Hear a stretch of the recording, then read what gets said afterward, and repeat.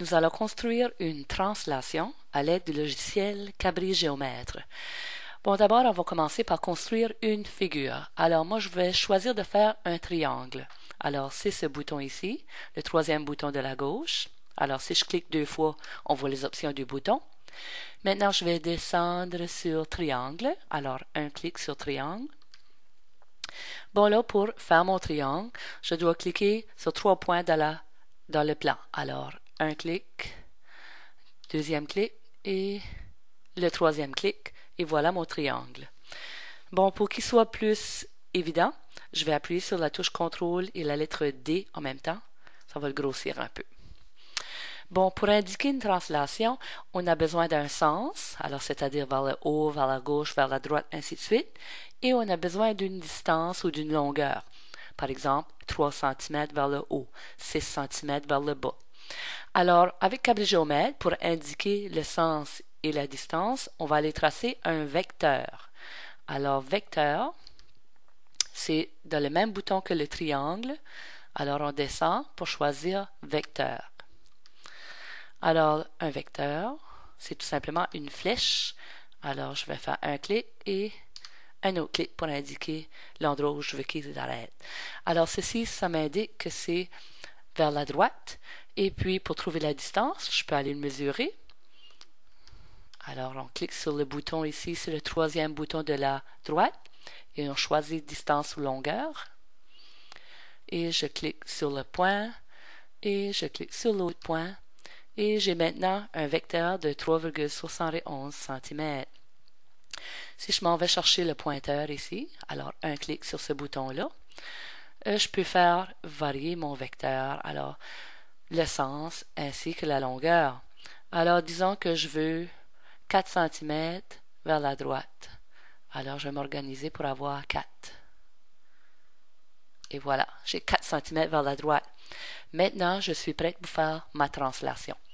Alors, la translation se trouve sur ce bouton ici.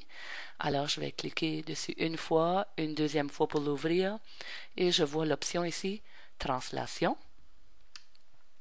Bon, alors maintenant, si j'approche mon curseur près du triangle, Cabri Géomètre me pose la question, est-ce que je veux la translation de ce triangle? Alors, je vais tout simplement cliquer n'importe où sur le triangle pour accepter cette option.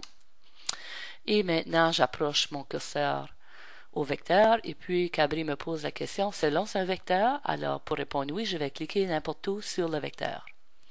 Et voilà ma translation.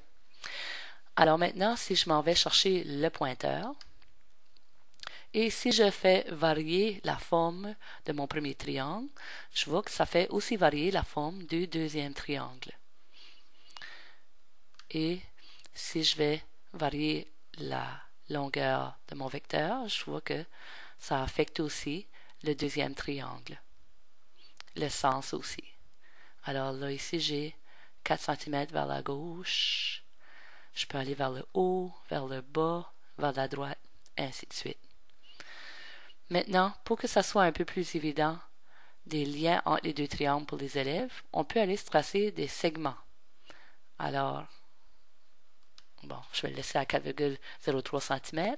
Pour aller tracer des segments, c'est ce bouton ici, le troisième de la gauche. Alors, je choisis segment. Et puis, je vais aller faire des segments entre les points correspondants de mes deux triangles. Maintenant, je pourrais poser la question aux élèves, quelle sera la distance de ces segments?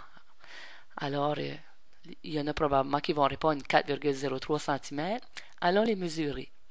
Alors, je choisis ce bouton ici, distance ou longueur, et allons mesurer la distance entre les points correspondants.